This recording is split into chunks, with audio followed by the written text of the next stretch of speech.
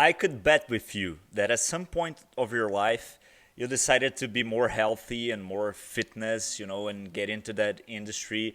But then you woke up someday and it was raining, and then you started doing some math over the gas that you're going to expend with your car because the gym is a little bit far, etc.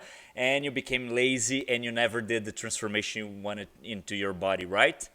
So today in this episode of the best, we're going to analyze a company completely disrupting the fitness industry. And I hope you enjoyed this video, and let's go.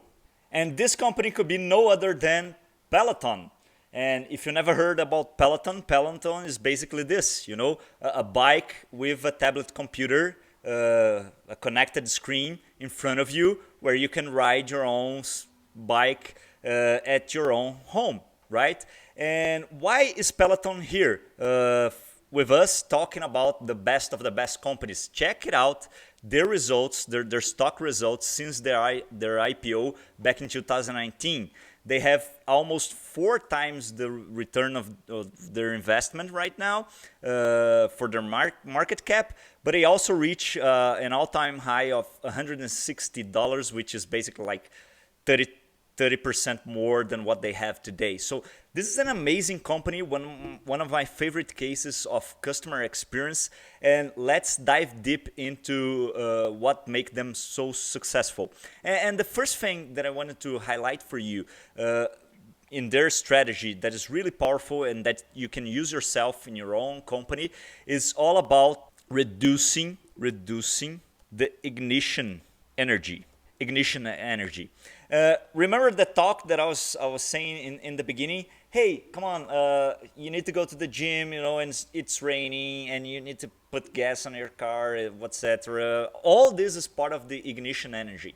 Ignition energy is a concept from physics, and everybody to get out of inertia, it needs to drive a lot of energy to get out of that state, and start moving.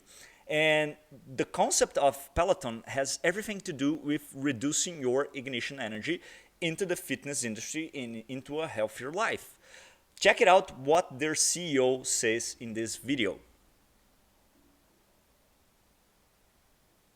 We all use. I don't have time for the gym. We were going to shift this fitness industry from these commercial gym environments into the most convenient place on earth. John Foley. There you go, the most convenient place on earth. And where is the most convenient place on earth for you to exercise? At your home, right? At your home. There's no energy spended to start working out from your home, right? So they managed to reduce a lot of our ignition energy. But wait, come on. That's not news, right? I remember my father, he used to have those VHS tapes of people doing like aerobics exercises and all this. So it's not new, but the way they're doing is new. And that's a second point we're going to dive into it. But let me tell you, how can you reduce the ignition energy from your customer? Well, nowadays we have a device that we saw in other videos here in the channel that one day Steve Jobs said, life in your pocket is going to be the smartphone. And he got it right? So the smartphone nowadays is life in your pocket. And this is the perfect device for you to reduce the ignition energy for your customers, okay? Using the power of smartphones to serve your customers. Well, that's not the strategy that Peloton used, and their strategy is really aggressive with this whole bike and their own tablet computer, their own stream, broadcast studio, and all this is very complicated, their decision. But okay, and it worked for them. But the principle you have to keep in mind, reduce the ignition energy for your customer, okay? That's the best way to go for your customer to start using your solution. And you know what? We're always looking to be lazy, right? Netflix is about laziness. You don't have to go to the movies. Facebook is about laziness. You don't have to go to a party to get social, right? So our brains is always looking to save energy, okay? And saving energy for our brains is very important, and the best way to do that is to reduce the ignition energy, so putting things closer to your customers. Nowadays, the closest thing we have from ourselves is the fingertip on the smartphone screen, right? So that's one of the strategies. The other strategy for many like B2B companies and all this is to use other platforms to deliver your service, right? Think about it. Slack has so many integrations right now, and you can build your own solution inside Slack so many other people can use it, okay? And check it out, the transformation that WhatsApp is doing all over the world, and now Telegram also. And you can build solutions inside those platforms and reducing the ignition energy for your customer.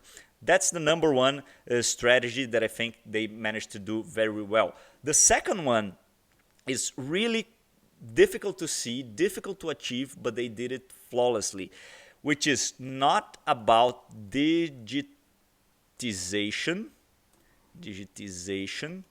but digital transformation. And you might think that's not like ordinary or a very big problem, but it is. I can assure you. I work with several large companies, Fortune 500 companies all over the globe, and there's a very hard time for them to understand digital transformation versus digitization. And it's not about digitization, because digitization is basically taking what you have and putting it into the digital world. And it's not about that. It's about transforming your industry and your sector with the power that digital has. And that's exactly what Peloton did. Because think about it, we could digitize like spinning classes, And what is digitizing spinning classes? It's broadcasting them through the internet, And I have my own bike in my place, and that's it. But no, look what they did. You have this amazing dashboards with your evolution inside the platform, and how your body's feeling, and how you're compared to other people. And during the race, you have the leaderboard where you're actually competing with everybody on that same streaming moment. You have live videos, you have recorded videos. Those guys here, the trainers, they even call your name during the session, right? So it's really powerful. It's completely different from anything that we have ever seen on a physical world with spinning classes. Is the digital transformation of spinning classes. And that's all about the power of digital and renewing your industry from digital. And the second thing that is also related to digital transformation and not digitization that they're leveraging a lot, which is the third strategy here for you to use, is to build a community and leverage this community. Now, these guys, this is Robin. She's the VP of the trainers. She's right now one of the biggest celebrity fitness coaches all over the world because of Peloton, but they also leverage her position as a leader inside Peloton so she could produce more content and drive more people into that community of people connected to Pelotons and Peloton's purpose. And so they're leveraging the digital transformation power with people connection and stitching all together inside a huge community. Their Facebook group has some testimonials for us to cry out. People with obesity that couldn't leave the bed, people trying with people thinking about committing suicide, and all this getting transformed by Peloton. And I always say this to my customers. When you have fans, you don't need customers, because a fan base creates a community. And this fan base feeds the community with more and more fans. And more fans means more and more customers in the end, right? So when you have a big fan base, you don't need to be worried about customers, okay? And that's the power of community. Now, when we look at digital transformation, communities right now, they can be large-scale communities, and that's what actually they're doing on Facebook and all this. And also, they can be global communities. And that's something that the VHS tape from my dad couldn't do ever.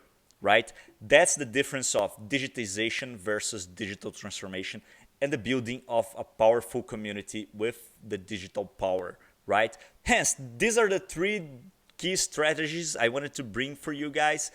So let's continue with the analysis of their business model and see where innovation is inside their business model. And the first place we see innovation, obviously, is on their channels, right? And the channel is basically the connected bike. And here's where we see that many of these technologies that a few years ago we thought about, oh, in the future this is going to transform our lives, etc., are already transforming. The bike has several sensors and is a very nice case of use for IoT, the Internet of Things, and the screen is connected to your Wi-Fi, so it uses the cloud computing power and all this, So the first thing they really transformed that is really innovative is their connected bike as a channel to deliver their value proposition. The second one is their customer relationship and this community feeling, right? And not only that, they deliver the bike to your door with their own vans, and everything is done by them. And that's the third aspect of innovation inside their business model, which is kind of like not intuitive, is they're completely verticalized, okay? They're completely verticalized, and that's an innovation into the cost structure. Actually is a massive cost structure that investor had a hard time investing them while they were private and a startup because of their complete verticalization. But as that also proved their value proposition, which was to control all aspects of the customer experience.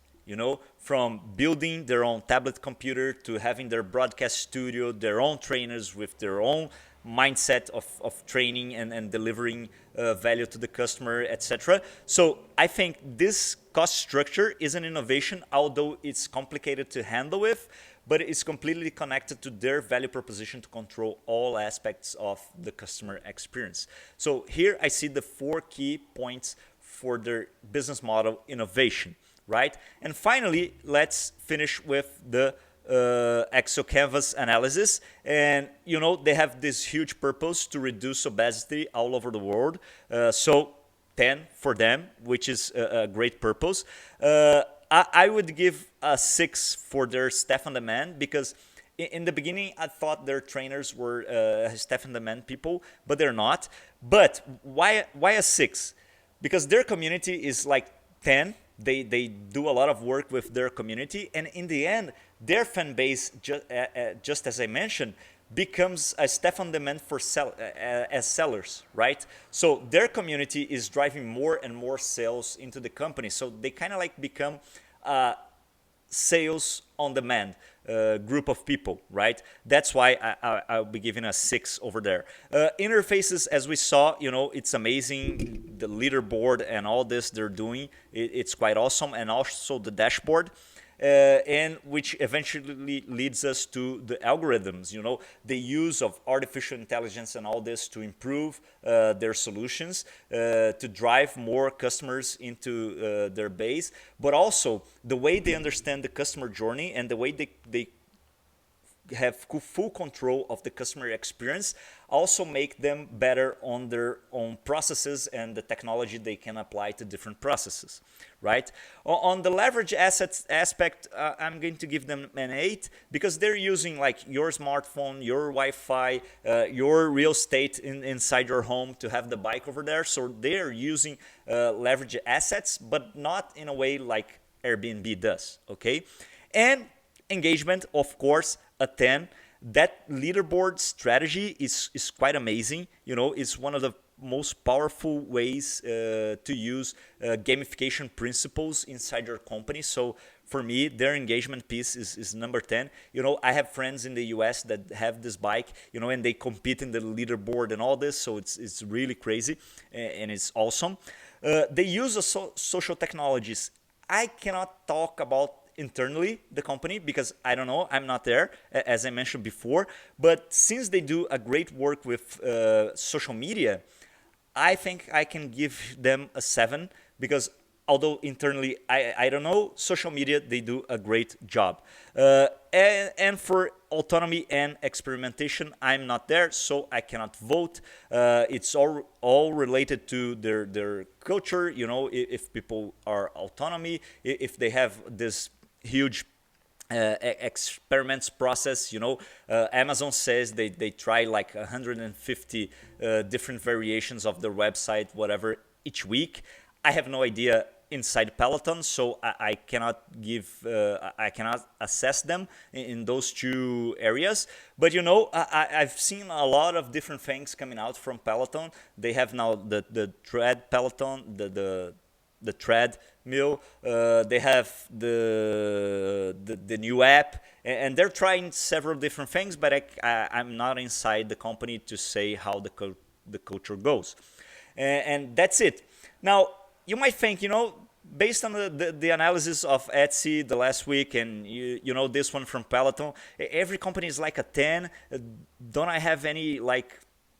Am I being too soft on them? No, actually, the name of this series is The Best of the Best. So we're looking at the best companies. And I expect that companies that have an exponential result, just like we saw with Peloton stock, also will have exponential an exponential canvas that is very well assessed, you know, with 10 all over the place. That's what we expect. So I hope you enjoyed this new analysis. Think about those three concepts. Reducing the ignition energy from your customer is not about digitization, but digital transformation, and leverage digital transformation to build a powerful and global community on a large scale. I hope you enjoyed this video. Don't forget to subscribe to the channel, share this analysis with your friends, and make your own comments here so we can co-create all these concepts and these ideas. See you next time.